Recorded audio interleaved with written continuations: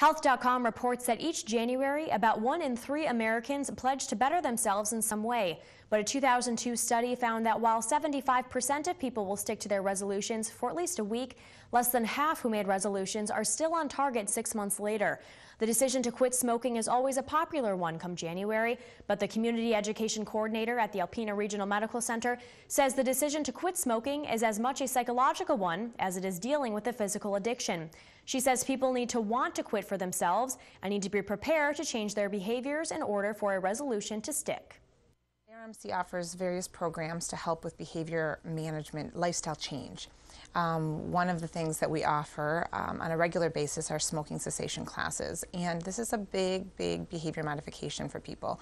It's not just the addiction, the nicotine, it goes beyond that. It goes beyond that because their behaviors have to change. They have to want to do it.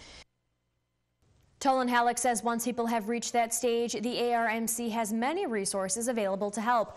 Quit smoking kits are available for pickup in the Health Resource Center, and a 6-week smoking cessation program will begin Monday, January 14th at 5:30 p.m. More information can be found by calling the Health Resource Center at the number on your screen.